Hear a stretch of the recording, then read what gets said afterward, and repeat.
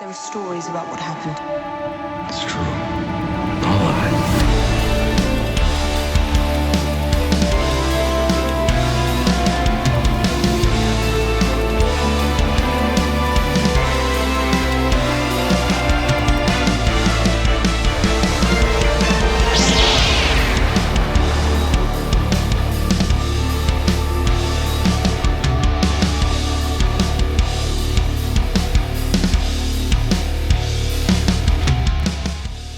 Everybody, and welcome to Season 2 of the Star Wars Canon Podcast. I'm your host, Brian Miller, and I'm so glad that you've decided to join me to talk about our favorite thing in the world, yet again, Star Wars. And guys, this, like I said, this is the beginning of Season 2. This is a huge episode. We've got so much stuff to talk about. This is insane. When I ended Season 1 with the comic review, or the comic ranking video, I told everybody that Season 2 was going to be picking up on August 31st. And I wasn't thinking, and I wasn't even paying attention to what the D23 dates were. And it happened to be last weekend. Little did I know that the first episode coming back was going to be everything that Disney put out for Star Wars during D23. So here we are with this monster episode to talk about. So, like I said, I've got a lot to go through. I got a galactic amount of news to talk about. I got a couple of book reviews for you guys. We're going to be talking about Master and Apprentice and Alphabet Squadron. Talking about some Disney Plus shows, which I'm very excited about. Answering some of your mailbag questions. And then, before we get to the mailbag questions, I have a theory about the Rise of Skywalker. I haven't seen anybody else talk about it, but I want to get your guys' opinion on this. Put it out there, kind of see if you guys think I'm nuts, think I'm crazy, maybe I'm onto something. I don't know. I want to hear your guys' thoughts on this. But before we get into all of that, there's a couple things I wanted to let you guys know. At the end of Season 1, I did put out the announcement that I was working on a mobile app for the Star Wars Canon Podcast. My original plan, was to have that app released concurrently with this episode of the Star Wars Canon Podcast. That didn't happen. I didn't have a whole lot of time to work on it. It is coming along very nicely. It is looking great so far, but it just isn't happening at this moment. My goal is to have it out by the end of this year. So keep an eye out for that. That app is going to have a link to this podcast, the RSS feed for it. You'll be able to listen to it directly on the app. The YouTube channel, you'll have access to the entire library of Star Wars Canon Podcast YouTube videos, timeline to all of the canon material so far, cover art for everything, and links where you can purchase all of this canon, where you can find it all. So I'm hoping to have that out by the end of this year. That's the goal. I'll keep you guys updated. Actually, the patrons have got access to the rough draft. I put the link on there where they can keep clicking on it and keep checking and seeing updates that I've done to it, and you can kind of get a feel for what it looks like so far and how to use it and how everything like that. So head on over to the Patreon for Star Wars Canon Podcast. Check it out if you guys are interested. So, and then also before we get into the Star Wars news, there's one more thing I wanted to talk about, and this is something that is not Star Wars related, and I apologize for that, but this is something that's very near and dear to my heart, and it's something that I really wanted to talk about for a minute.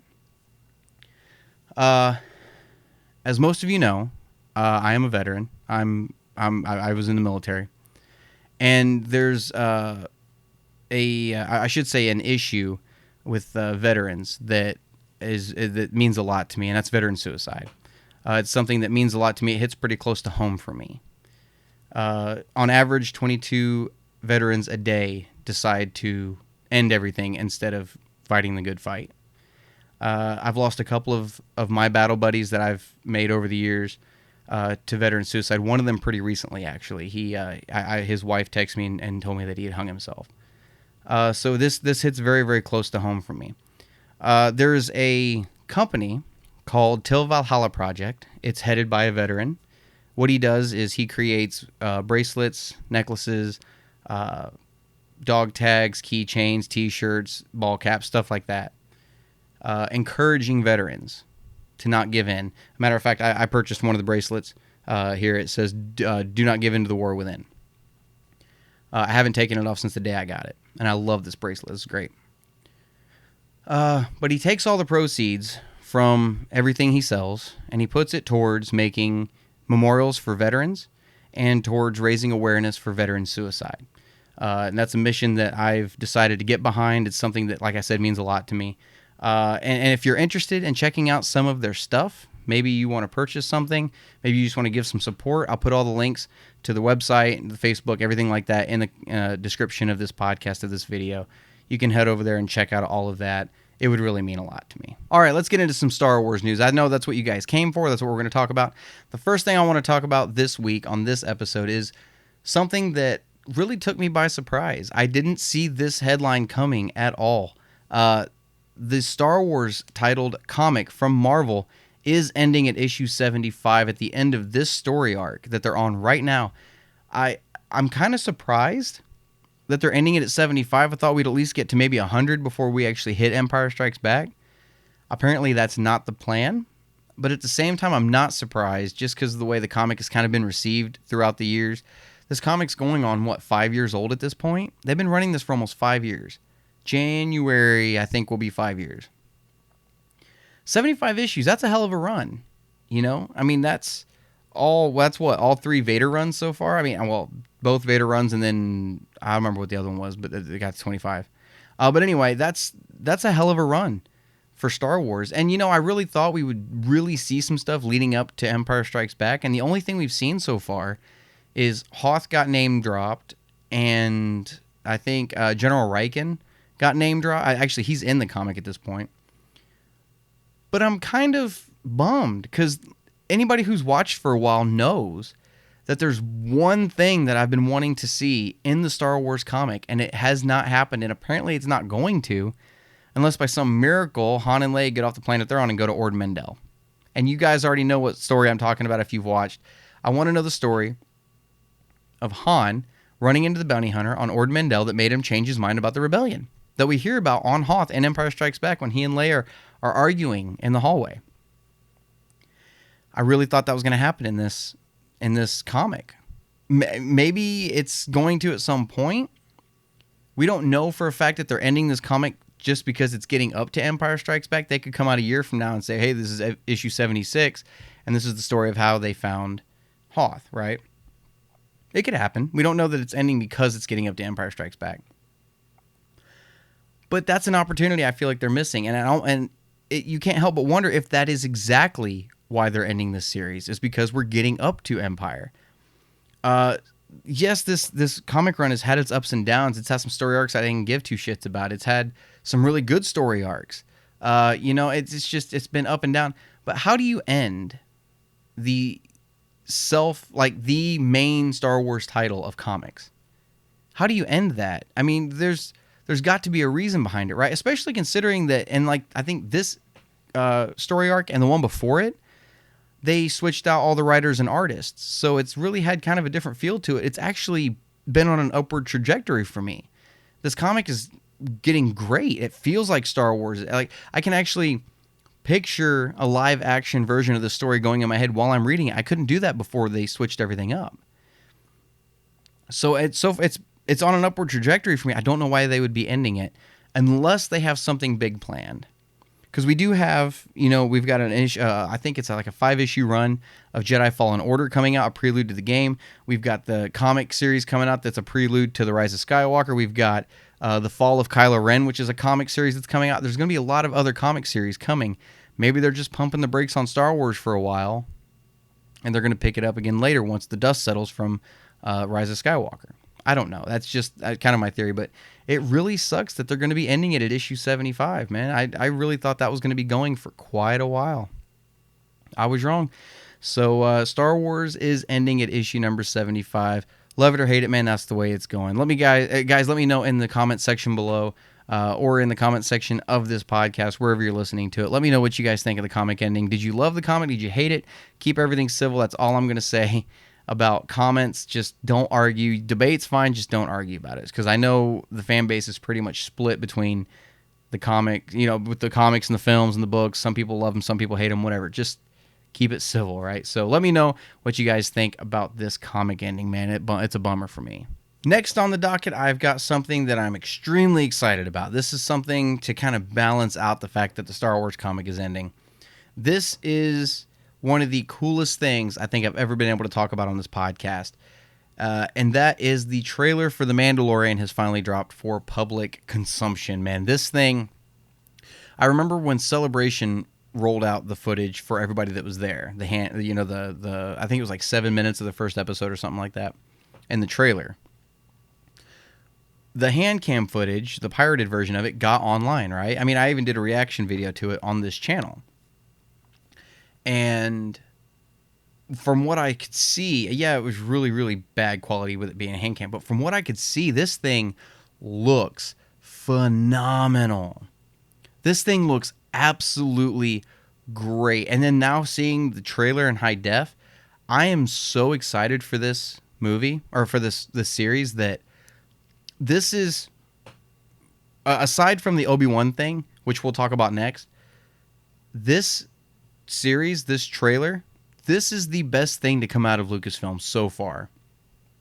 Since in the Disney era, this is the best looking thing they've come out with so far, just in my opinion.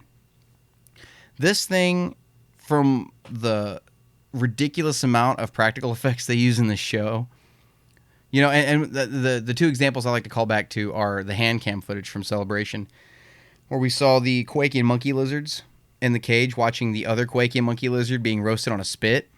Jesus, that was straight out of Return of the Jedi. The eyeball droid that popped out of the door, straight out of Return of the Jedi. This show is the heir apparent to what Star Wars should have been now. It should have been in 2015. This is what the sequel trilogy should have looked like. The fact that they're using models for the ships, camera passes on these models, the same way they filmed a lot of the classic trilogy stuff, is being used in this show. And it shows. You can see that in the camera footage from the ships being, you know, the ships firing on each other, from the IG-11 droid that's, you know, pulling off 360 no-scopes. Like, this show is just screaming classic trilogy, and it's going to be a love letter to all the fans out there who have been fans of the classic trilogy their entire life, and that's what they want. That's what they love. That's what I grew up was the classic trilogy. I grew up in the era of the prequels, but I grew up with the classic trilogy first, and that, to me, that's Star Wars. From what I've seen so far of this show, I'm so excited about this show. And there's something else about this that I think we need to take away from this. And maybe you guys, I'm sure a lot of you guys have realized this. Most of the TV shows that Disney's put out so far, whether it be Rebels, Resistance, maybe Clone Wars to a degree, depending on what episode you're watching, a lot of it's been geared more towards children.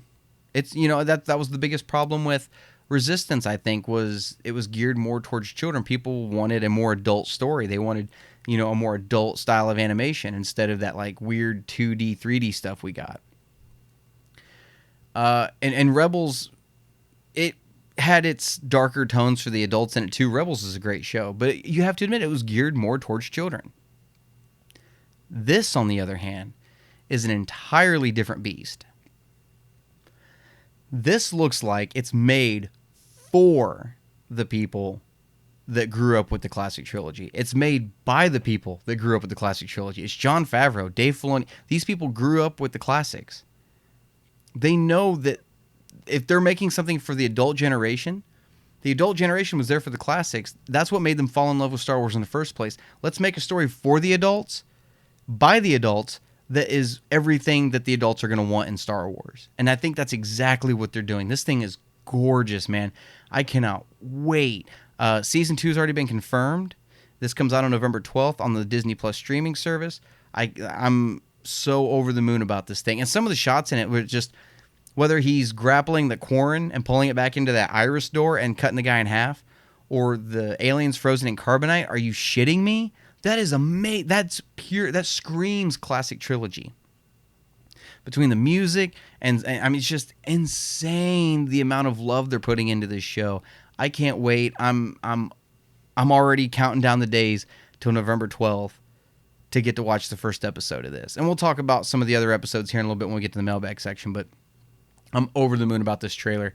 Absolutely great. The shots were beautiful. The landscape shots were gorgeous. Seeing the AT-ST again come up, it's just, God, man, everything about this. So, guys, let me know. I want to know what your guys' thoughts are on the Mandalorian trailer. Comment below, let me know. This next thing I want to talk about is probably the best news to come out of Lucasfilm since the acquisition in 2012. This is, look, we're 7 years into Disney owning Lucasfilm. This is the best news to come out of it so far. D23, they finally announced officially that Ewan McGregor is returning to play Obi-Wan Kenobi again in his own TV series, strictly for Disney Plus. And this is absolutely great news for Star Wars fans. This is what fans have been clamoring for years now. And this was one of their worst kept secrets. The rumors about this have been buzzing for a year and a half, something like that. The only other worst kept secret that beats this is Alden Ehrenreich being cast as Han Solo. We knew that well before that celebration where they brought him out and say, "Oh, there's your new Han Solo," and like nobody knew. But this is absolutely great, and the only thing I can say is it's about damn time, Lucasfilm. It's about damn time. Fans have been clamoring for this. They've been wanting this. This is finally happening. Ewan McGregor looked like he was having a great time on stage when they announced it. I think it was a missed opportunity. I think he should have come out and went, "Hello there." I really do. I think he should have, but hey, every time I watch that video of him asking Kathleen, would you ask me in front of all these people and witnesses, am I going to play Obi-Wan Kenobi again? Every time he kind of grins and nods and says, "Yes," I can't help but smile, the biggest smile I've ever smiled. It's so awesome to know that this is actually officially happening. And the fact that they're so far into this thing already. She said all the scripts. Kathleen Kennedy has said all the scripts are written. They're filming next year. Ewan's been attached. And it's crazy. So this is absolutely... over the moon about this. Apparently, this is going to take place during the events of Solo: A Star Wars Story, during that 3-year gap there where he joined the Empire, and then when he was on Minbin. Apparently, in between that 3-year gap is where this show is supposed to take place. I don't remember how many episodes they said it's going to be, 6 or 8 or something like that. But I see people online upset because this isn't an Obi-Wan movie. It's a series. They would rather see a movie than a series. I don't get the logic behind that. If you get a movie, it's 2 hours? Maybe just over 2 hours? With a series, you've got 8 episodes, 45 minutes each. You're looking at 6 hours of content. 6 hours of content. That's the equivalent of, 3 movies? There's your Obi-Wan trilogy. So, I mean, granted it's going to be, one massive story, but that's awesome. That is great. That is exactly what fans have wanted. This alone proves, all right? I know there are people out there who hate the fact that Disney owns Lucasfilm, and that's fine. You're entitled to that opinion. There are people out there that hate Kathleen Kennedy, saying, "Oh, they never listen to the fans." You're wrong. They listen to the fans. This is proof of it. If they didn't, you wouldn't be getting an Obi-Wan series. I do believe that this was meant to be a film in the first place. I do believe they were going to do an Obi-Wan film, but then after everybody had decided to boycott Solo, or just wasn't interested in going to see Solo, and because of its performance, they took a step back and went, "Ooh, you know what? This isn't going to work. Maybe we should save this as a series for Disney Plus." And and it's going to work. I can already tell you this is going to work. I am looking forward to this. Between this and The Mandalorian, I'm not entirely sure which one I'm more excited about. I think at this point, I'm more excited about The Mandalorian simply because I've seen the trailer for it. I see what kind of tone it's going to have. I see the setting, and I've actually seen a trailer of it. I've seen some footage. I know what it's going to look like. With Obi-Wan, it's just an announcement at this point. I think once we get closer to Obi-Wan, and I think once we get through Obi-Wan, I'm probably going to end up saying, "Oh, I like Obi-Wan a hell of a lot better than Mandalorian." But as of now, I'm more excited for The Mandalorian. But I was trying to explain, we had a friend come stay with us for a couple of weeks. She just left like a week ago. But we were talking about Star Wars. She's never seen Star Wars. Matter of fact, I gave her my old DVDs to take home with her so she could watch them. And the news broke about Ewan McGregor being Obi-Wan again. And she was asking, why is that such a big deal? And Kirsty and I explained to her, a man named Alec Guinness played Obi-Wan in the classics. And then when they went and did the prequels, they needed a younger man to play him. They cast Ewan McGregor, and literally nobody on the planet could play him better than Ewan McGregor. And we started showing her kind of the comparison videos on YouTube between the two, right? The mannerisms and stuff like that. And even she was like, oh, holy shit. Yeah, no kidding. And the fact that he's coming back, this is great news. So I'm so over the moon excited for this.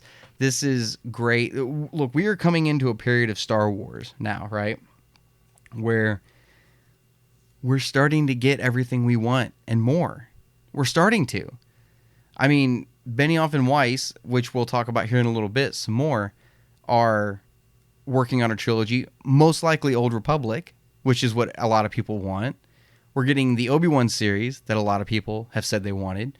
You look at the way The Mandalorian's being filmed, it's geared more towards classic Star Wars. This is starting to turn into something. This isn't the way it was in 2015 when Force Awakens came out. It feels different at this point. I don't know what it is. Maybe just the winds are changing.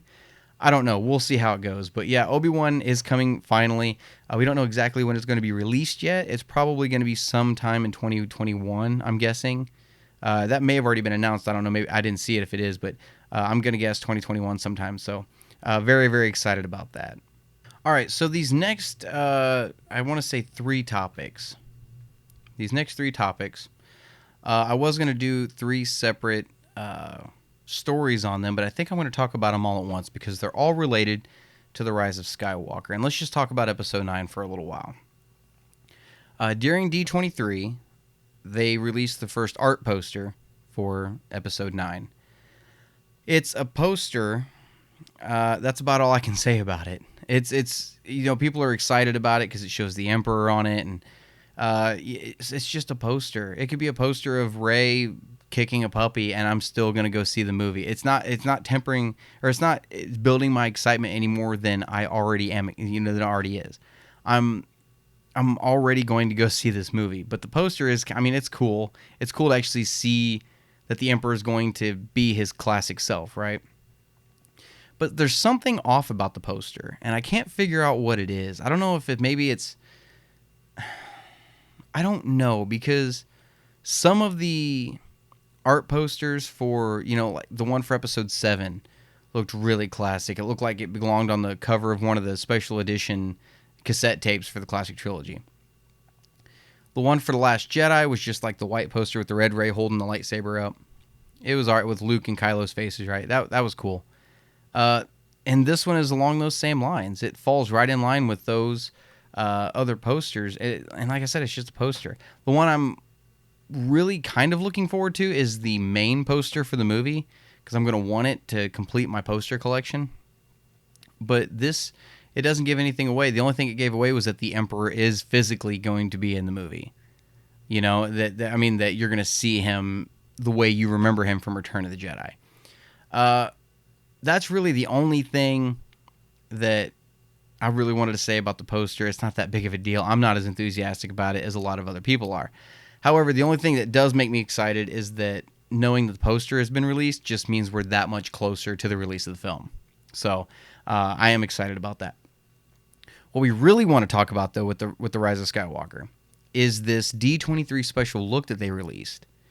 I was at work when this thing dropped. And the problem nowadays, right, with YouTube videos is they take the biggest part of a trailer like that, like the big moment out of it, and they make that the thumbnail on every single damn video. So by the time you're trying to look it up to do a reaction, you already see one of the big spoilers in it. And the video and the image they used off of this is the Rey with the double-bladed lightsaber. So, with that being said, I was expecting, when it says a D23 Special Look, I was expecting like a behind-the-scenes thing, like what we got with Force Awakens, with Rogue One, with Last Jedi. I was expecting like a behind-the-scenes thing, right, where some of the directors were talking, they play some cool music, show maybe a couple of scenes being filmed or something like that. This is a full-blown trailer. And somebody told me that on Messenger before I got a chance to watch it. And they're like, this is a trailer. I'm like, it's not a trailer. Last week I was just telling people, the next trailer's not coming until October. I don't know why you're begging for a trailer out of D23. All right, I'm eating my words. There's a trailer. This thing was nothing shy of a trailer. And this is everything a trailer for Episode 9 should have been. It showed the first half, it was all scenes from the other 6, 7, 8 movies building up to it. I do believe, however, they should have shown the scenes in like chronological order, episodes 1 through 8 instead of 4, 5, 6, 1, 2, 3, 7, 8. I think they should have shown. I get what they were doing. They were going for this is how it's gone through our lives. We started here in 77. Now this is where we're ending up. But it would have been nice if you're ending the story to start it with episode 1 and then lead up. But anyway, I'm not going to complain about it. It was still great the way they pulled it off. But I really thought it was just going to be a sizzler reel, and it turned out to be a trailer. And it was cool hearing Palpatine's voice, hearing Ian McDermott as Palpatine again. 3PO with the red eyes is kind of weird. Kirsty, I showed the trailer to Kirsty for the first time, and the first thing out of her mouth was that 3PO? I didn't recognize him because of the red eyes. And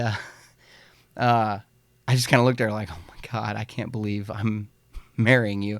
But then obviously Rey with the red saber, right? So going into the video reaction I did of that, I already knew Rey had her red lightsaber.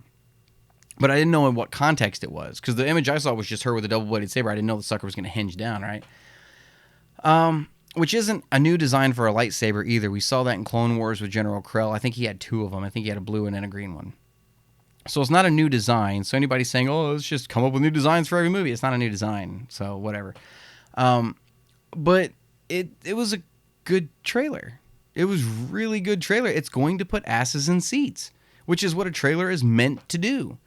And whether you love Last Jedi or whether you hate it, you have to admit there are people on the opposite side. If you hated it, you have to admit there's people that liked it. If you liked it, you have to admit there's people that hated it. The fan base is split, and hopefully this is something that will bring that fan base back together. I'm hoping to God it is.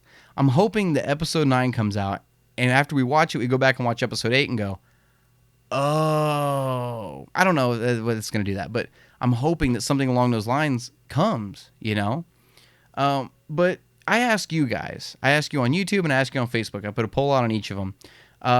Did you think that Rey was actually going to turn to the dark side in this movie?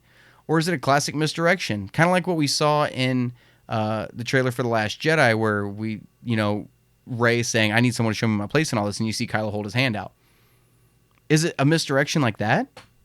Or is she really going dark? I ask you guys on the poll and on YouTube, 92% of you said misdirection, 8% of you said Rey is actually going to go dark. On Facebook, on the same poll, 80% of you said misdirection, 20% of you said she is going to turn to the dark side. Some of the comments from a couple of you guys concerning that poll on Facebook, there was a comment from, guys, I'm not good with names, so please forgive me if I butcher your name. Usef Wally, I think is how you pronounce it. He says, as fun as that would be to see her go dark, it's just an advertisement teasing us into endless debates. That being said, I'm undoubtedly going to debate still. YouTube user The Gong Farmer commented and said 100% misdirection. Lucasfilm isn't going to turn their flagship character evil in the final movie. I'm completely in agreement with you. Look, they've built Rey up, right, throughout the last 2 movies as the hero to a bunch of little girls. Growing up, showing that Disney's made it a point to focus on women of Star Wars. They've come out with books. They did the Forces of Destiny series. They've made the main protagonist in the last 3 out of the 4 films they've made female, between Rey in episode 7 and 8, and then Jyn Erso. That they've made it a point to put female in leading roles. You're not going to take your main female character that little girls dress up as and go to Disney World. You're not going to take that character and flip her onto the dark side. You're not going to do it. You know how tragic that would be to a bunch of... You know how many little girls are going to be crying around this world if they sit there and watch Rey turn to the dark side? It's never going to happen, all right? So that was either a vision, which I'm leaning very heavily towards, clone, maybe she was possessed, I don't know. It's not the Rey. So you can disagree with me all you want, though. That's fine. Let me know in the comments below. I want to know what you guys have to say about Rey turning to the dark side. What did you think of that wicked saber? And if you notice, the blades on that saber had the cracked crystal the same way Kylo's saber was. So It's probably a vision. She's probably looking in a reflection of something. I don't know. But anyway, that's what you guys had to say about it. Before we get off of the Rise of Skywalker train, though, I want to talk about this theory for a minute. Because this is something, yesterday I was at work, and I was watching the D23 Special Look again. And I'm sitting in the grain elevator, and I'm watching this thing. And a couple of shots stood out to me, and I said to myself, I've seen this before. I've seen this before. Where have I seen some of these shots before? All right, so here, I want to show you the shots that stood out to me. For those of you listening on Spotify, Apple Podcasts, anything like that, I'll tell you what the shots are. The shots of all the Star Destroyers lined up in this trailer with the lightning storm behind them, and the shot of a giant red, almost looks like super weapon beam crashing into a planet. Those are the shots that stood out to me, and I kept looking at them, and I kept going, I've seen this before. Where have I seen this? I know I've seen this before. I came home, and I started thinking about it, and I couldn't place it, and then it dawned on me. I had to go way back to 2015. I had to go back to 2015 into some canon material that came out then, and as soon as I tell you the name of the comic, some of you are going to go, I see where he's going with this. I went back to the Shattered Empire comic and Operation Cinder that we saw in Shattered Empire. We heard a lot about it in Alphabet Squadron. We saw it in the Battlefront 2 campaign. And if you look at all these pictures and compare them and some of these comic stills and you look at what's going on, for those of you that don't know, Operation Cinder was the Emperor's final order and the event of his death and the fall of the Empire to wipe out rebellion, to make an example of other planets. So he had these satellites that would surround these planets and shoot red beams, plasma beams, at the planet and cause these massive storms to form, lightning storms, and to wipe out all the life on the planet. And that's exactly what it looks like is happening in the trailer for The Rise of Skywalker in the special look. I swear up and down that this is going to be, and we've heard rumors that the Emperor is going to have a super weapon in episode 9, and everybody's like, oh god, it's going to be another Death Star. No, I'm convinced beyond a shadow of a doubt that it is going to be Operation Cinder. And I was already like 90% sure. I posted the screenshots to the Facebook page for the Star Wars Canon Podcast. I think a couple of people saw it, and then I went back to look, and the post was gone. I didn't delete it. I know that Nick Albers didn't delete it. I know Richard J. didn't delete it. It's gone. I cannot figure out what happened to that post. I've tried posting it again. It won't let me post it. It will not let me post those pictures. So I don't know what's going on. Maybe it's just some weird coincidence that those images aren't being uploaded and allowed to be seen. Or am I being stopped from putting this out there? I don't know. Maybe I'm just maybe the conspiracy theorist in me is going crazy, but I swear, man, this is Operation Cinder that we're seeing in the trailer for episode 9. What do you guys think? Do you think I'm off my rocker? Do you think I'm onto something? Let me know in the comment section below. I would love to hear your guys' thoughts on that. If you think I'm crazy, tell me. If you think I'm batshit, tell me. You're not going to hurt my feelings, all right? So just let me know what you guys think about it, all right? But that is really everything I had to talk about with The Rise of Skywalker. Let's move on to something that's really going to make your blood boil.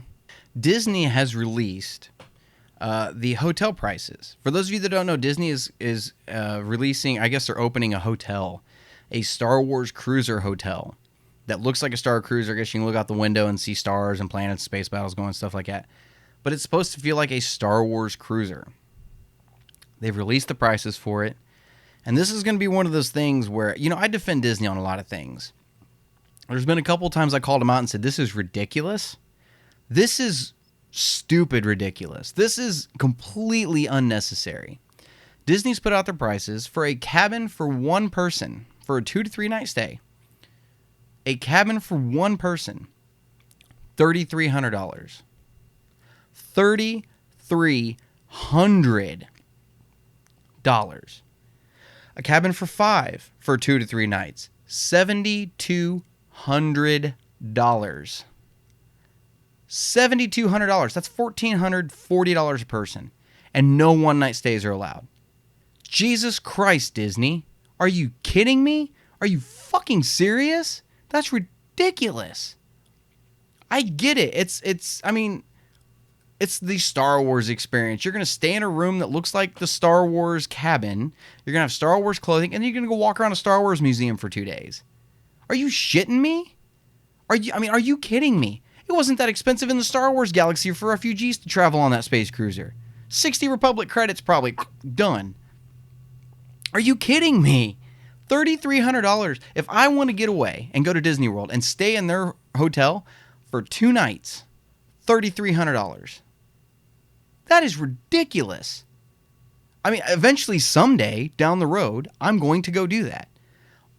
But Jesus Christ, Disney.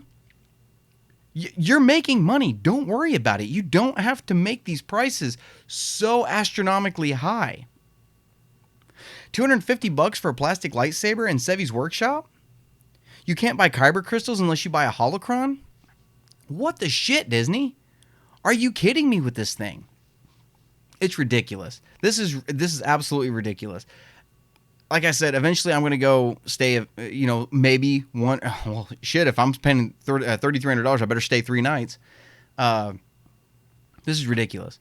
This is absolutely ridiculous. And, even like I'm recording this on Thursday right now. And I guess the Disney World Park opened up like yesterday or today. And the lines are stupid. There's so many people going to these things. But this hotel, $3,300 for one person.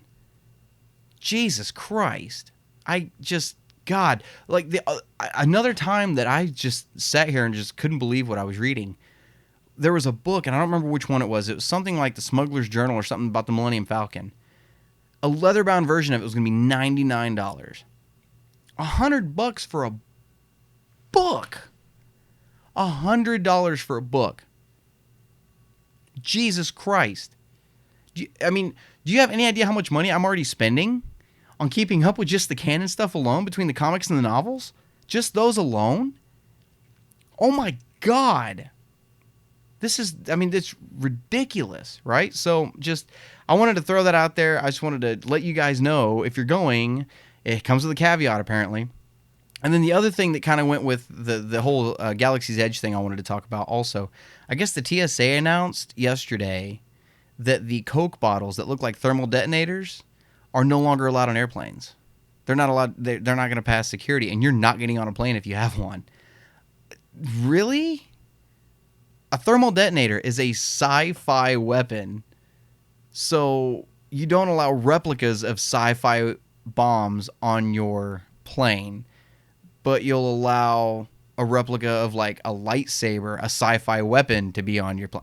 I get it. It's an explosive. It's planes. I get the connection there. But all you have to do is open the bag and pull it out and go, oh, gotcha. That's all you got to do. It's a Coke bottle. Are you shitting me? If you really want it home, well, shit, I don't even know if you can send it in the mail, to be honest. If the TSA is not allowing it, maybe you can't even send it in the mail. I don't know. How are you supposed to get these things home? Some people want to collect these things. The only way you can get one home is if you drive there, get it, and drive back. That's it. It's ridiculous. As much as I want to go to Galaxy's Edge, and it's my spiritual mecca, I want to go. Some of these rules are just getting out of hand. I'm sorry, but they are. But it's just the world we live in today, and it sucks. I don't know what else to say about it. But yeah, I wanted to throw that out there about the prices and about the thermal detonator thing. So, Jesus Christ, I can't believe the world I live in. And as far as Star Wars news goes, this is the last story I really wanted to talk about. It's not even really news, but I figured I'd leave you guys on the note of a rumor. I don't like talking about rumors quite a bit, just because, most of the time they pan out to not be true. But like the ObiWan Kenobi thing ended up being true. Matter of fact, on the Facebook page, I posted the story about the rumor about the ObiWan Kenobi thing like a week and a half ago. And I remember somebody commenting on it saying, oh, well, this isn't going to happen. Just look at the source. And then it turned out to be true. So this is one of those rumors where I hope this is true. And if it is true, Disney is learning from their mistakes. The rumor right now, as you guys know, Benioff and Weiss are writing a treatment for a trilogy of their own, which is probably going to end up being Old Republic. I think we've all kind of come to the collective conclusion that they're going to be doing Old Republic. But this rumor says that Benioff and Weiss are writing a full treatment for their trilogy and then the first script. If this is true, this is the right way to go. This is what I've been saying that they should have done with the sequel trilogy for episodes 7, 8, and 9. This is anybody who's been listening for a while knows I've said this exact thing, that they should have sat down instead of JJ just writing episode 7 and then Rian Johnson writing episode 8 and now JJ writing episode 9 and hoping that it all blends together. They should have sat down, hammered out their entire story, the full treatment, episode 7, 8, 9, boom, boom, boom, first act, second act, third act. Hammer it out. Each director is in charge of each of their films. They're all working together. Oh, you're going to put a nod to that in your film? Well, why don't I put a nod to this in my film? Or I'll plant seeds in my film to lead up to what you're going to be doing in your film.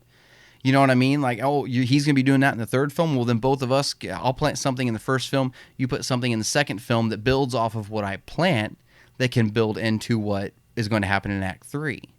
This is what they should have been doing from the get-go. And this is the way to go. And if this is what they're going to be doing from now on, this should be the standard procedure for writing a Star Wars trilogy. Rian Johnson needs to do this with his, whether you love him or hate him. He's doing his trilogy. It's still happening. This is the way he needs to go with his. This is what they should have been doing from the get-go. And sure, I know some facts or some events have been talked about. At least they say they have. Kathleen Kennedy said they were talking about the Emperor coming back all the way back at the beginning of episode 7. But there wasn't like a full, blown-out story along the way. That's awesome, especially if they're doing Old Republic. Because if they're doing Old Republic this way, this is going to be insane. And, you know, with the Benioff and Weiss thing, I know a lot of people out there are like, oh, fuck Benioff and Weiss after Game of Thrones. Here's the thing. We live in a world now where apparently, if you make one mistake, you're the scum of the earth.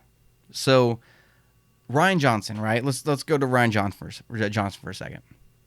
Before The Last Jedi came out, everybody, I didn't see a single negative thing.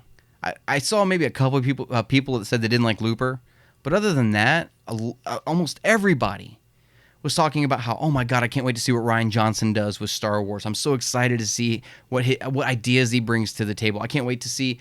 I was even saying I can't wait to see Hayden Christensen's Force Ghost directed by Rian Johnson, even though that didn't happen. I was excited about all this, and a lot of people were. And then The Last Jedi comes out, and half the fan base liked it, half the fan base didn't. And now all of a sudden, Rian Johnson is the scum of the directing world. Cut to 2019, Benioff and Weiss.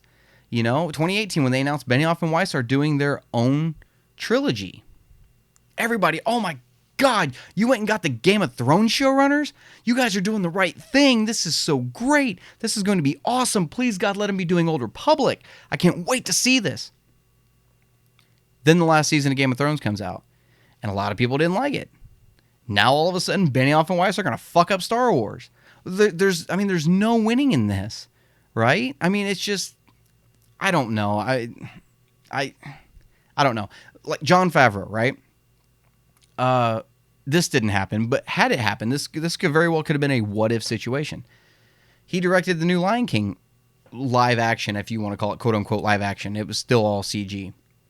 Lion King. Had that sucked, had that dropped, had it bombed, then people would be looking at Mandalorian going, oh crap, really? Even though he directed Iron Man 1, Iron Man 2, you know, like all these other, The Jungle Book, all these other great movies. You make one mistake and nobody wants you to touch Star Wars. Nobody wants your hands on Star Wars. God forbid the characters that we all grew up with have one bad outing. God forbid. That's all I'm saying. So I'm excited for the Benioff and Weiss thing, especially if they're doing this route, doing the full treatment, beginning and middle end. I'm all for it. And like I said, this lends credence to what I said earlier about Disney learning from its mistakes and listening to the fans. I'm very excited about this, and I hope you guys are too. Let me know in the comments below. I'd like to hear you guys' thoughts. All right, with all the news out of the way, let's talk about some book reviews. I know I haven't really done a lot of book reviews lately. And it's mainly because I've been busy with the grain elevator and getting some other things done. And, you know, for those of you that don't know, my first youngin's on the way, so we've been doing a lot of stuff that has to do with that. But I finally have gotten around to finishing a couple of novels that I wanted to talk to you guys about for a little bit. I'm about halfway through Thrawn right now, So keep an eye out for that review. It's coming very soon. I'm loving it so far. I'm just over halfway through. I'm absolutely loving this book so far. But first, I want to talk about Master and Apprentice by Claudia Gray. This is a book that I was extremely excited for. I was looking forward to this book so much, especially after Claudia wrote the short story by the same name in the group of short stories for the 40th anniversary of the From a Certain Point of View stories. This is an Obi-Wan Qui-Gon book. It's mainly a Qui-Gon Jinn novel. And this is the first novel to take place in the new canon pre-Phantom Menace, before the events of Episode 1. And it's about, I think it's like 8 years before Episode 1. Obi-Wan Kenobi is 17 years old in this movie. He and Qui-Gon have been together, I think, for 2 years at this point, I think is what it said in the book. I like this novel quite a bit. It's obviously Claudia Gray. She's the queen of Star Wars canon as far as I'm concerned. Her and Timothy Zahn are the king and queen.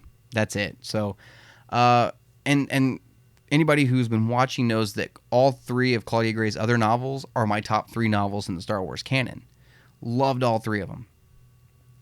I did like this book quite a bit, but it is my least favorite Claudia Gray novel that she's written. I did enjoy it quite a bit. The first half of it was a little slow for me. There were a couple of nuggets in there with Jedi prophecy that was going on, that getting dropped. Stuff about the Chosen One. Some other prophecies that happen where you're like, is that talking about Leia and Kylo? Like, there's other things that make you think, right? So it's kind of slow at first. But halfway through, man, it picks up and it runs. It goes and it goes and it goes. And it just took me a little bit of time to get to that point. And once I hit that point, it took off. At the beginning of this book, the main basis of the story is that Qui-Gon and Obi-Wan are having kind of a hard time connecting. Mainly because there's such different types of Jedi. Obi-Wan's very by the book, follows the rules of the council, all this other stuff. Qui-Gon is quite the opposite. Throws the rule book out the window, screw the Jedi Council, stuff like that. So they butt heads quite a bit. And Qui-Gon is trying to come up with a way. Well, I shouldn't say trying to come up with a way. He's starting to worry that he's going to lose Obi-Wan as an apprentice, and maybe that would be the best thing for Obi-Wan. And he receives an invitation from the Jedi Council to sit on the council. And the council kind of sees it as killing 2 birds with 1 stone, kind of Qui-Gon coming onto the council. And because he'll be on the council, he can't have a Padawan, so they'd have to transfer Obi-Wan to somebody else. And Qui-Gon says, I'll think about it. Then they go on this mission together. I'm not going to ruin anything for it, but that's kind of where it goes. He doesn't tell Obi-Wan, and Obi-Wan finds out on his own. And then that causes this point of contention between the two throughout the rest of the book that they have to overcome to actually become Master and Apprentice, the way we see them in Episode 1. It's no spoiler, they stay together. We've seen Episode 1, we know how it goes. But when this book takes off, it is awesome. And then when you see how they actually do bond, absolutely great. Another thing that this book does is it has these preludes in it, right? They started doing these in Aftermath, and they worked best so far out of everything. They worked best in Aftermath. But these were interesting too, and these were kind of a time jump also, which they started with Last Shot, which Last Shot was pretty low on the list for me. If you guys watched the novel ranking video, you know what I'm talking about. But that book was all over the place with time jumps between like 3 different time periods. Boom, boom, boom, boom, boom. I mean, just all over the place. Thrawn Alliances did it a little bit, but it wasn't as hard to keep track of because it was between Thrawn and Anakin and Thrawn and Vader. So those two it was easy to tell. This one just simply goes back in time a little ways and shows Qui-Gon as the apprentice of Count Dooku. Now, one thing I did learn from this book is that I always thought Dooku left the Order after the events of Episode 1. I was wrong. At least, maybe I was wrong. I never really read that much into the EU with Dooku. If I'm wrong about that, let me know. I'd like to hear about that. But in the canon now, Dooku left the Order. He'd already left by the time this novel's happening. So 8 years pre-Phantom Menace. But when it cuts back to when Qui-Gon was an apprentice, you start to see how Qui-Gon and Dooku got along. And you start to see a little bit of the slip into the dark side with Dooku. And it's actually a blast to read. Like, one of the scenes where Dooku really starts to go dark is like, I got chills reading it. I was like, oh my God. So this is a really fun book to read once you really get into it. At least for me, once I got into it. By the time the book was over, I was very satisfied with where Qui-Gon and Obi-Wan's relationship was. where their points of contention kind of faded, what they had in common, what they didn't have in common anymore. Like it was a lot of fun to read. And the epilogue of this book, if you guys have read Claudia Gray's book, Leia, Princess of Alderaan, then you know the last line of that book is a gut punch to whatever set of genitalia you have. It hurts to read that last line. The entire epilogue of this novel is the same way. It's not just a one-liner like it was in Leia. This is an entire epilogue, and it hurts to read. It's hard, but it is so good. And don't get me wrong. Now, I'm not going to say that this novel is... I'm not going to say it's in the top 4 with the rest of the Claudia novels. I'm going to say top 15. I'm going to say top 15 novels, which out of 40-some-odd novels isn't bad still. Take that into consideration. Top 15 for me. It was a lot of fun to read, but there's a lot of other novels that were more fun to read. There were some that were a lot harder to get through than this one, but this one kind of has that balance.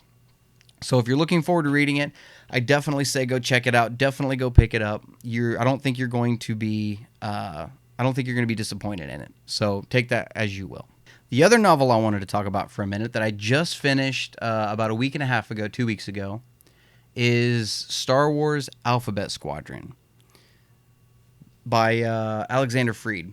This book is something else. It's the start of a trilogy. They're doing a trilogy of these books. I'm trying to think of where I should start with this. It's a little low on the ranking list for me. It takes place after Return of the Jedi, but before the Aftermath trilogy kind of picks up. And it starts really slow. And I mean, it drags for a while. Now, keep in mind, this is the start of a trilogy the same way the first Aftermath book was. And it was a little slow at the same time, introducing all the characters, kind of setting up where the rest of the trilogy is going to go. That's what this book was doing. And you can tell. Like, it was really hard to kind of get through. Alexander Freed, I feel, went out of his way to purposefully, and when I tell you purposefully, I can back it up, purposefully come up with the most bizarre, hard to pronounce, out there names I've ever heard of in my life. I don't know why. It actually turned into a game while I was reading this book. There would be times I was sitting in the same room as Kirsty, and I was reading the first couple of chapters of this, and every time somebody was introduced with a name, I would be like, babe, check this one out. And I would try to pronounce the name. I would just show it to her in the book, and she would try to pronounce it. Some of them, you can kind of figure out the way they're pronounced. Others, Jesus Christ. I've got a couple of them as an example here I can lay out for you. And this is just the tip of the iceberg. There are some that are actually harder to pronounce than this, but I couldn't find them in the book up there. But they're really hard to pronounce. The main characters in this book, like Karen Adon, I'm assuming is how you say it. Karen, Caern. Erica Quell is the main character in this book. Kairos, I don't know. Will Lark, Nath Tensent, and then the one that really got me is Chas Nachadek. When I'm reading a novel, if I come to a word, or a name, I should say, a name that I cannot pronounce, it takes me out of the book for a minute. Because when I read, I have to read every single word. Kind of like when I'm watching a movie. I can't sit and have a conversation with somebody while the movie's playing. If I'm watching the movie, I'm watching the movie, right? So when I'm reading a book, I'm reading a book. And when I get to a name I can't pronounce and I have to stop and slowly pronounce it, it takes me out of the story. When you're reading, you're picturing all this going on in your head. And, for me, I try to picture it like a Star Wars movie playing in my head while I'm reading it. And maybe sometimes there's music playing in my head. I know I'm weird. Don't judge me. But when it comes to a name like Chas Nachadek that doesn't really roll off the tongue, and there were others that were worse. Believe me, there were others that were worse. If you've read the book, you know what I'm talking about. It takes you out for things. You have to stop and work your way through the name and then keep on going. And the reason I say it seems like he did it on purpose because every single name in this book was something you had to stop and look at it for a second and go, okay. But, besides that, the book is mainly about Alphabet Squadron, obviously. Alphabet Squadron is made up of an X-Wing fighter, Y-Wing, A-Wing, B-Wing, and E-Wing. Those 5. And to build a squadron out of 5 different ships like that with 5 different combat capabilities is really hard, and you see that through this book. This book was mainly this squadron learning to be a squadron together instead of being on their own. You know what I mean? Learning how to work together. Every single one of them had their own personal reasons why they were after this TIE squadron called Shadow Wing. And that's the whole reason Alphabet Squadron was put together with these people with a vendetta, was to go out, sniff out Shadow Wing, and take them out. I'm not really big into starfighter combat and books. I don't know what it is. It's hard for me to kind of picture a lot of this stuff going on in my head. But this one was all right. Once you get into some of the space battles, it was quite a bit of fun to read. There was one part in this book toward the beginning that stood out to me. And this isn't no big spoiler in the book or anything like that. There's a point in this book, pretty close to the beginning, before Alphabet Squadron's ever formed, where Will Lark, he's the A-Wing pilot in this book, he's still with his old squadron before he goes to join Alphabet Squadron. Their main frigate has been damaged. They're being chased by the Empire. The Imperial frigate has been damaged. And their TIE fighters, Shadow Wing, are hovering around their ship protecting it. And the A-Wing squadron is hovering around their ship protecting it. And they're out there for hours in a standstill in this nebula. And Will decides, just on a whim, to open up an unencrypted broadcast towards Shadow Wing to try to talk to some of the pilots. Just because they're pilots. That's something they have in common. And he puts a message out there, and he doesn't get a reply until like an hour later. And one of the TIE fighter pilots comes back and starts talking to him. Pilot to pilot. And for a minute, you think they're forgetting all about, New Republic, Remnant of the Empire. You think for a minute they completely forget about that. And the Imperial pilot's talking about the nebula they're in and the kind of the history of it and kind of the religion behind it for some of the indigenous species. And all of a sudden, out of nowhere, he just comes over the radio and says, you're going to rot out here. I'm going to make sure you die out here. You're going to rot out here. And it made, the way it was written, made the hair stand up on my arm, like while I was reading, because it just switched. And it was really, really eerie to hear. And it was, I tried to put myself in that situation, hearing something like that, and it gave me bone chills. So some of the writing in this book is fantastic. Some of it it's all right. But the main point of the story, like I said, Erica Quell is the main character in it. She's kind of the one forming Shadow Squadron. She's an Imperial defector.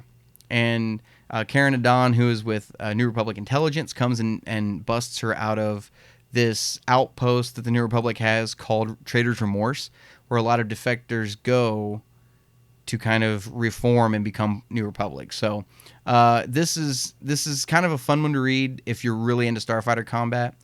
But you can definitely tell that this is the beginning of a trilogy. So take that as you will. I'm hoping that the next 2 books are better. I'm hoping now that we've got the characters established, when we get into book 2, we can just take off with the story and go. Kind of like what we did in Life Debt with the Aftermath trilogy. So we'll see. But guys, if you've read the book, let me know in the comment section below. What did you think of it? Did you love it? Did you hate it? Are you looking forward to it? Are you not looking forward to it? Is it one you're going to read? Is it one you're not going to read? I want to hear your guys' thoughts. Let me know. I'd love to hear it. All right, everybody, let's get into some mailbag questions. How do you guys get a question on the Star Wars Canon Podcast? You can email it to me at starwarscanonlibrary@gmail.com, or if you're listening to me on the Anchor app or on anchor.fm, you can send me a voice message through that app or through that website. You might be able to hear yourself on the podcast, so keep that in mind. I've got 5 mailbag questions lined up for this week. Let's get into this, shall we? Question number 1 this week comes from Greg Cross. And Greg says, Brian, where have you been? There's so much to talk about. I look forward to your return. What's the deal with this theory that Rey is Shmi Skywalker?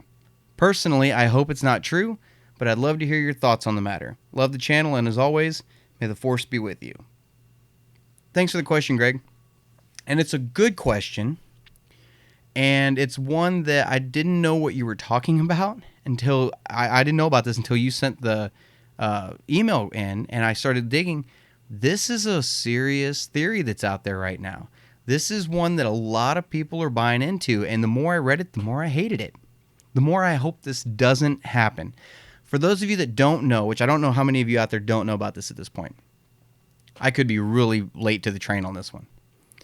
This Rey is Shmi Skywalker theory goes as follows, and there's quite a bit to actually back it up if you really want to stretch.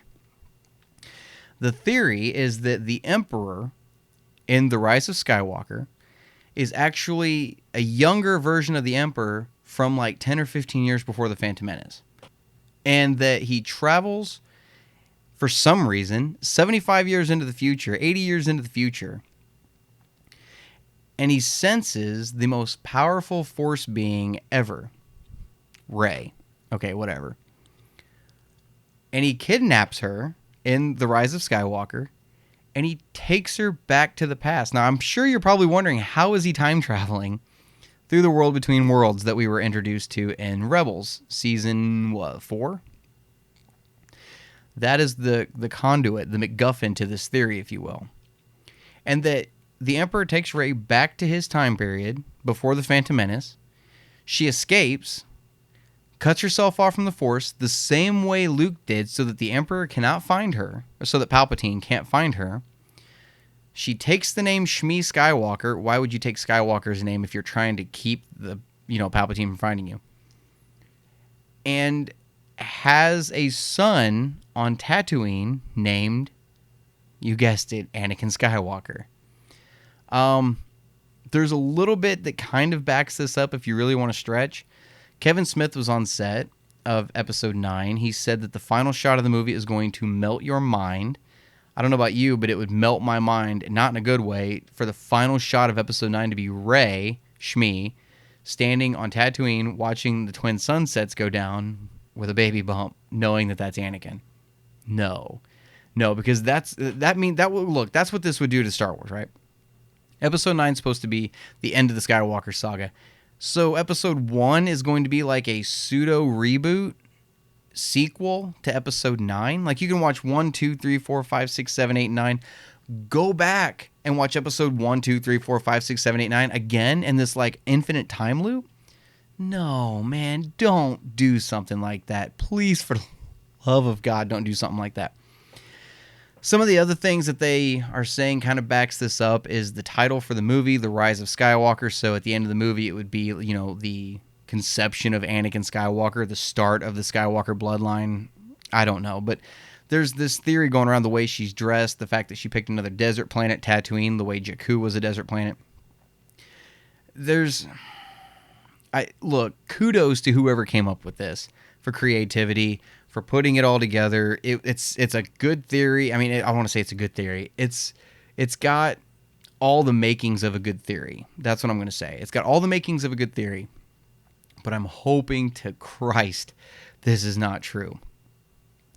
Because, I mean, it's just, why would you take Rey, right, who is this character that, like I said earlier, is a role model for little girls now in Star Wars, and she's this, I use the term badass loosely at this point, a badass Jedi, quote unquote. You can fight me on that all you want. I probably deserve it. She's a badass Jedi at this point, and then you're just going to kill her off on Tatooine by a bunch of Tusken Raiders. That doesn't seem like it's going to really mesh well with the fans. And I'm not going to lie, that would piss me off. I would be completely pissed off with the way the sequel trilogy went. That would be the end of it for me for the sequel. I would be, thank God that's over. Let's move on and see what the future holds. That would piss me off. So that's the theory for those of you that don't know.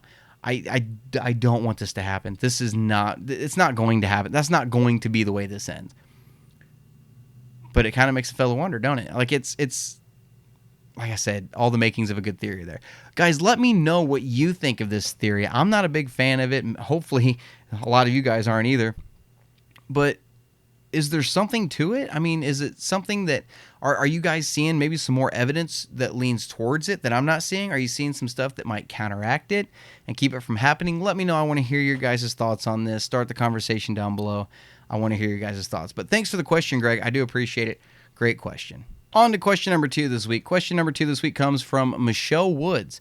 And Michelle says, "Hey, Brian, I can't wait for your podcast to come back. I love your channel and show, and only listen to you and Jedi Council. Keep up the great work. Thank you very much for that. I do appreciate that. I was watching Interstellar the other day, and it got me thinking, is there anything in the new canon that describes how light speed physics work in the Star Wars universe? Thanks for the question, Michelle. There's a couple of little references that kind of deal with the subject, but nothing that just comes right out and explains how it works. Let's say, for argument's sake, because we don't know what the laws of physics are in the Star Wars galaxy. You're talking about a galaxy that has, faster than light travel, lightsabers, blasters, right? The Force. So let's assume, just for now, that the laws of physics, are the same in the Star Wars galaxy as they are for our universe, for reality, right?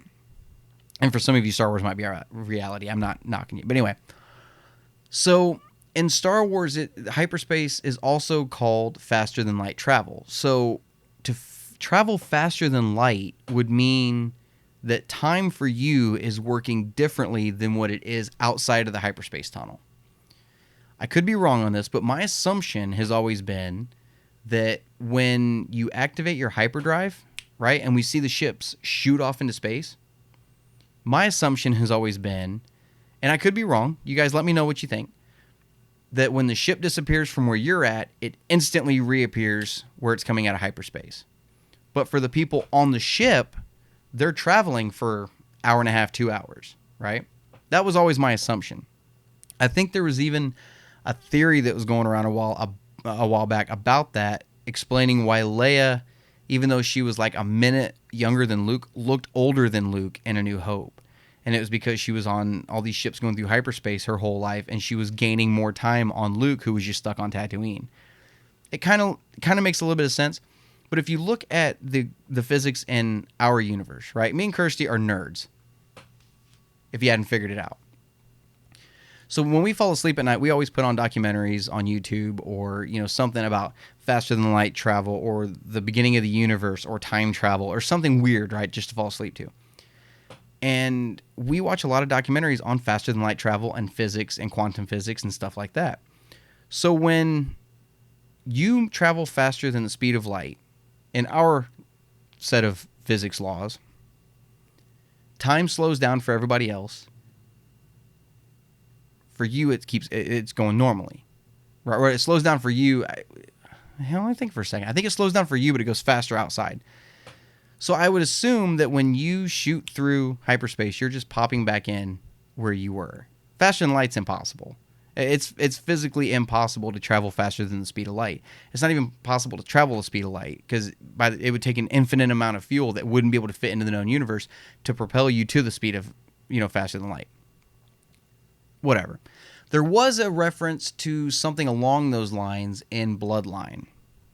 And we know Bloodline is, 25 years after Return of the Jedi. So we're going to say close to 30 years after A New Hope, after the destruction of Alderaan. Close to 30 years, give or take. There's a point in that book where Leia is on another planet. I don't remember what planet it is. It might be Harloff Minor. I'm not positive. I think they're on Harloff Minor. And they look out into space. She's with somebody else. They look off into space, and there's a star, and she says, "Do you see that star?" And the person she's with says, "Yes." And she says, "That's Alderaan." And they're like, "Well, I thought Alderaan was destroyed." And she goes, "It was, but the light hasn't gotten here yet. It's still traveling. The light of the planet still being there is still traveling here. Eventually, you'll see the explosion in the night sky of the destruction of Alderaan. But the further away from Alderaan I get, the closer I feel to it, because I can see it again." So it's one of those weird things where obviously the speed of light, the light physics are the same in their universe as it is in ours, right? In this fictional universe. So that's the only answer I have for you, is that's the only time it's ever really been touched on. It's the only time it's really been talked about, specifically talked about. Alphabet Squadron, the novel, does refer to hyperspace as a different reality. Kind of, not in so many words, but it's essentially a different reality. As you're entering into hyperspace, you're leaving the universe as you know it and entering into this other universe of hyperspace, and then you're popping out of it. I could be completely off base here. What do you guys think? What do you think the physics of the Star Wars galaxy and faster than light travel is? I would love to hear your guys' thoughts. That's a very thought-provoking question, and it's a great conversation to have, because Maybe I'm missing some evidence somewhere that backs it up one way or the other. Maybe you guys are seeing it. Let me know. I want to hear you guys' thoughts on that. On to question number 3. Question number 3 this week comes from Jeff Reynolds. And Jeff says, I just saw that Disney Plus isn't releasing the entire first season of The Mandalorian on day 1. Is this true? I was hoping to binge watch the entire season. If this is true, why do you think Disney made this decision? Can't wait for your show to return. Keep up the awesome work, brother. Thank you so much. And there's actually 2 answers to this. I have 2 ideas as to why they do this. I'll give you the least likely of the 2 first, and then I'll give you the most likely, in my opinion. The least likely of the 2, in my opinion, is that they want to build anticipation each week for the next episode. Make an event out of it, get you ready for it. You know, you watch the first episode, oh my God, I can't wait until next week when the next episode comes out. Because it's going to be, what, 10 episodes? I mean, that's 10 weeks worth of, oh my God, I can't wait. And then by the time that's over, Clone Wars is going to be picking up in February. So it's going to be, oh my God, I can't wait to watch Clone Wars hopefully not each week, but that's the way I see it going. It's the way I would like to look at it is that they're hoping that the fans build up anticipation to watch each episode. In reality, though, this is kind of where I'm being cynical and kind of giving Disney that look again, like, really? I feel like they're doing it so that you won't just buy 1 month's worth of Disney Plus, binge watch everything, and then cancel your subscription. At least this way they get 2.5, 3 months worth of subscription fees out of you before you're like, I'm done. Because by the time Mandalorian comes to an end for season 1, Clone Wars is going to be picking up. That's going to be another 2.5, 3 months of subscription fees they're getting out of you. You know what I mean? I mean, that's 5, 6 months worth of Star Wars content right there that Star Wars fans are going to fork out $7 every month to keep watching it. Think about how much extra money that is. 7 times 6 months, that's $42 worth? $42 to watch all of Season 1 of Mandalorian and all of Season 7 of Clone Wars. When in reality, if they just dropped it all on there, $7 this month, $7 that month to watch everything. $14, $42. You do the math. Okay? I mean, that's honestly, that's a business decision. And I hate to say it, it's fucking genius. They're a genius for coming up with that. I mean, nobody else is going to realize what's going on until they start paying their bill and they go, wait a second, I've had to pay this 3 months just to watch the first season of Mandalorian. Because what you said right there in your question, I was hoping to binge watch the entire season. I guarantee had they dropped it all on there'd be people that sat down and watched all 10 episodes and said, well, I'm not paying my next month. And then when Clone Wars came along, hey, you know what? I'm going to pay for a month of Disney Plus, and then I'm going to watch all of Clone Wars, and I'm going to shut it off again. You know what I mean? That's exactly what it's going to... Obi-Wan's coming out. Let's pay for it for a month and watch all of Obi-Wan. Boom, shut it off. Disney's not going to make any money off of that if people are just buying it a month at a time. That ain't going to happen. They're already putting out deals for, if you buy 2 years in advance at $70 a year, you get the third year free. I'm really tempted to do that, by the way. I'm getting Disney Plus anyway. I don't know. I'm not complaining. I'm going to be paying for it every month anyway. I got a youngin' on the way. Disney Plus is exactly the kind of thing I need for a kid in my life, right? So I'm assuming, and I'm willing to bet a lot of money.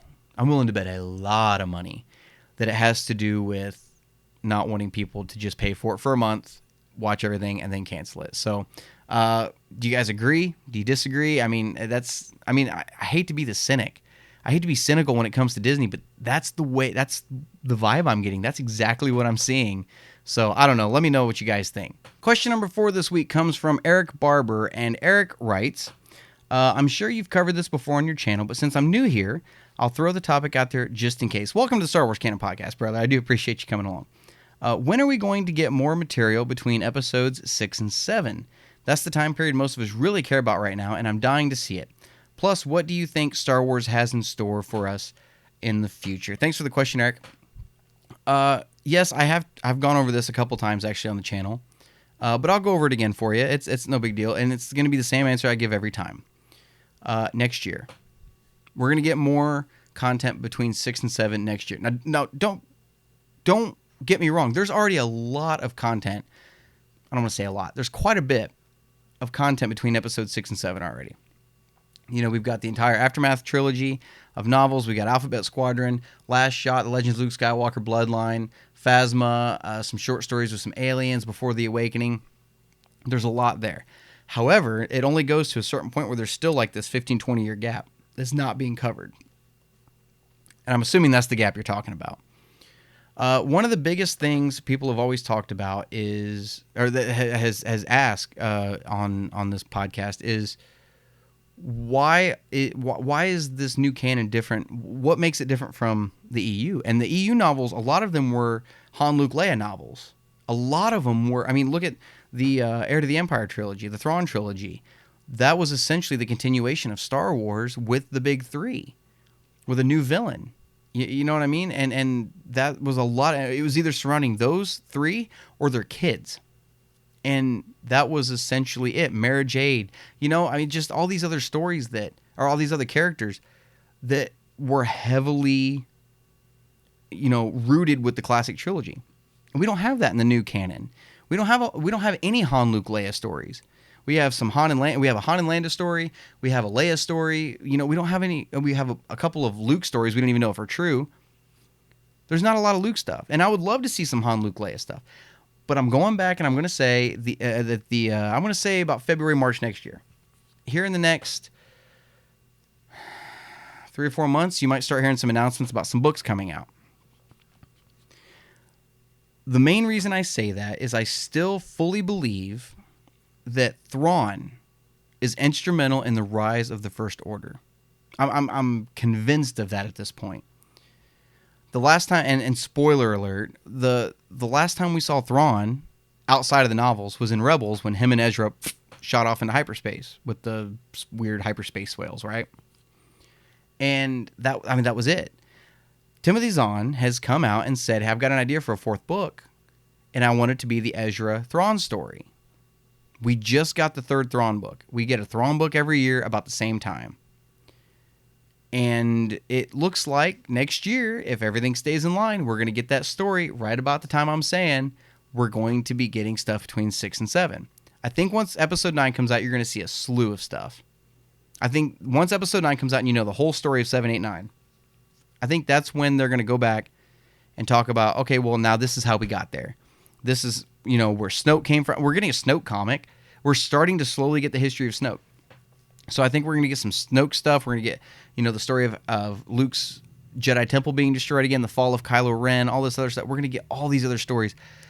And I'm very, very excited about it. I'm extremely excited. So if you can hold off just until next year, and I could see the announcements coming in as early as February next year. Once the dust settles on episode 9, once everybody has seen it, I think that's when you're going to really start to see some more stuff.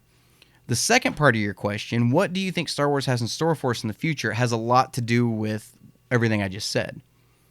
I think because of the gap we have between episodes 9 and then whatever the Benioff and Weiss trilogy is going to be, let's just assume that it's going to be Old Republic, okay, for the sake of this conversation. Episode 9 comes out. We're going to have, 2 years there? 2-3 years there before the next film comes out. 3 years before the next film comes out to where we can really fill in and flesh out this entire... I don't know if you guys know this or not. I got all my books up here on the shelf, on like this V shelf. They're going to flesh out this entire timeline. Everything's going to be filled in. Everything between 6 and 7, 5 and 6, everything is going to be fleshed in. And I think they're going to take those 3 years and they're really going to hit that hard and fill out everything between the beginning of the timeline, which is actually it's Dooku Jedi Fallen. The audiobook is actually the beginning. I think they're going to fill in everything from there all the way up to the end of the Rise of Skywalker. That's going to be its own timeline period. That's everything that happened in this 60-year period, 70-year period. This is it. And then when the Benioff and Weiss trilogy starts, and let's say it's Old Republic, I think that's when they're going to start saying, okay, here's a new set of characters, a new face of Star Wars. The Skywalkers are gone. It's not about the Skywalkers anymore. That's all said, done in the past. That's a complete chapter in the timeline, book closed. That's it. This is the new Star Wars. It's Old Republic. These are your new characters. Let's build a new universe around these characters. Let's write books about them. Let's do comics about them. Let's do some video games that take place in the Old Republic with these characters. They're going to start their entire own timeline from scratch, unlike what they've been able to do with the classic stuff, because the other movies were already there. They had to build off of that. Now they can sit down and world build like a sumbitch. So once we get through episode 9 and we get up toward the Benioff and Weiss trilogy, you're going to see a shift in Star Wars, and it's not going to be your daddy's Star Wars anymore. This is going to be a new, I don't want to say generation because that's so cliche. It's going to be a new breed of Star Wars. It's going to be an entirely new, almost an entirely new universe. It's going to be the same universe, don't worry, but it's going to feel like an entirely different universe with the politics that are going on and the wars and the Sith. And I mean, it might be getting Revan, like all this other stuff's going to be happening. I think that's what Star Wars has in future for us. I think that's what it has in store for us in the future. I really do. I think 2 years from now, we're going to be having an entirely different conversation when it comes to Star Wars. 3 years from now, we're going to have an entirely different conversation about Star Wars. Everything's going to be different. We're going to be having new characters that we love. We're going to have new characters that we hate. We're going to have directors that we love. We're going to have directors that we hate. We're going to have stories that we love. Books that suck, like Heir to the Jedi. I mean, all these other... It's going to be ground up. Here we go. Start back at day one. Let's do this again. That's what it's going to be. So I hope that answers your question. What do you guys think? What do you think the future of Star Wars is going to look like? And try to keep it civil. I know I keep saying that during this podcast, but I know people like to argue a lot, so try to keep it civil. I know some of you hate Disney, some of you love Disney. If you hate Disney Star Wars, I don't even know why you're listening to this podcast in the first place, but that's none of my business. But just try to keep it civil. So thanks for the question, Eric. I do appreciate it. And the last question I've got lined up for you guys for this week comes from Jamie Holbeach, a very loyal follower of the Star Wars Canon Podcast. Jamie says, "Hey, Brian, eagerly looking forward to the podcast's return. One question I've been meaning to ask before the Clone Wars Season 7 is about Darth Bane. You've come to the right place, man. Darth Bane is my favorite EU character, and actually canon character, even though we don't know anything about him yet. When Darth Bane appeared in the Clone Wars, was he a Force ghost or was he something else? Because I thought dark side users can't become Force ghosts, but I've not read all the canon material yet. Thanks in advance." Thanks for the question, Jamie. All right, so there's a little bit to unpack with this. Let's start at the beginning, right back. So Clone Wars came out before Disney did the whole canon wipe, right? That came out in a time where it was the EU was kind of the, I don't want to say canon, because George Lucas never really considered it canon. If he did, the Clone Wars wouldn't have been what they were. But Darth Bane is canon. Yoda knew who he was when he saw his ghost, his vision of it. I think that's all it was a vision. I don't think that was actually Darth Bane's ghost, which ironically, a little trivia fact, he was voiced by Mark Hamill, by the way. Mark Hamill's also Darth Bane. I don't think that was actually the Darth Bane. I don't want to say that it's not possible for a dark side user to come back as a Force ghost, because if you want to look at the old EU, right? You look at the old games like the Dark Forces games. You get to the fourth game in that series, it was Jedi Knight, Jedi Academy. At the end of that game, Marco Ragnos comes back as a Force ghost. He was a Sith Lord. He came back. That game was considered canon in the EU. So I'm guessing dark side users could come back. I don't know. You know, even in Knights of the Old Republic, there were times where Sith Lords, ghosts, and spirits would pop up. So I don't know exactly the rules on dark side Force ghosts. As far as the new canon goes, the only people that know how to come back as Force ghosts, the first person to figure out was Qui-Gon Jinn. So Qui-Gon knows, Yoda and Obi-Wan, Anakin, and Luke. Those 5 are the only 5 that know how to come back as a Force ghost that I know of as of now. So what Darth Bane was when he popped up in the Clone Wars, I'm assuming was just a vision from those creatures. I don't even remember what they were called. It was like the last few episodes of Clone Wars in Season 6. It was all Yoda-centric stuff. And he was going on this quest to try to figure out how to retain his immortality or his individuality after becoming one with the Force. Learning how to become Force Ghost. And I think that was just a test. I don't want to say it was actually a Force Ghost. Because if it was, that destroys everything we know about everything so far concerning this. So if they come out tomorrow and say that actually was Darth Bane, I'm going to lose my mind. Because even if that wasn't Darth Bane, he's still canon. Yoda knew who he was. He said, created the rule of 2, you did. That's my favorite trilogy of EU novels. I've got them on the shelf. I absolutely love that trilogy. If you haven't read it, do yourself a favor. Holy crap. But if they come out and say, yeah, that was actually him, I'm going to lose my mind. I'm going to die. So it's a good question. And like I said, as of now, the only people who know that I come back are those 5. So we're going to have to wait and see. We might learn something new in episode 9 when it comes out. The Rise of Skywalker might change everything we know about Force Ghosts. It very well could. I mean, after seeing the way they ended Avengers Endgame, and some of the stuff they pulled, I mean, they didn't pull any punches with that movie. By the time some of the references they made, I've got high hopes for episode 9. I've got high hopes for episode 9. I think this is going to be I don't want to say it's going to be the best Star Wars movie ever. That's not what I'm saying. I think this is going to be the most epic Star Wars movie we've ever seen. And I think we're going to learn a lot of new stuff in it. And I'm willing to bet, with not pulling any punches, I'm willing to bet you're going to see Yoda again. You're going to see Luke's Force Ghost, obviously. I guarantee you're going to see Obi-Wan, and I'm willing to bet a truckload of money that you're going to see Anakin's Force Ghost. And it's going to be Hayden Christensen. I'm willing to bet a truckload of money on that you're going to see all of them. Every single one of them is going to make an appearance. I don't want to say Qui-Gon, though. Qui-Gon may not make an appearance, but it's definitely going to be the other. It's going to be the 3 and plus Luke, the 3 from the end of Return of the Jedi plus Luke. Guarantee it. So it's a good question, though. Hopefully time will tell, and we'll find out later on down the road. All right, guys, and I think that's going to do it for this episode of the Star Wars Canon Podcast. Thank you, guys and gals, for tuning in this week. I sure appreciate it. If you're new to the podcast and you like what you hear, be sure to give me a follow on whatever app or site you're listening in on. Check out the YouTube channel if you're listening on one of the podcast sites for upcoming reviews, interviews, reaction videos. Check out the Facebook page to stay up to date on what's going on with the Star Wars Canon Podcast. Be sure to check out the Patreon account as well if you'd like to help support the Canon Podcast. If you'd like to get a question on the podcast, you can send it into StarWarsCanonLibrary@gmail.com. Or if you have the Anchor app, you can record a message and send it to me that way. Who knows? You might get to hear yourself on next week's show. All those links can be found in the description of this episode. Like I said, thank you so much for tuning in. And as always, may the Force be with you.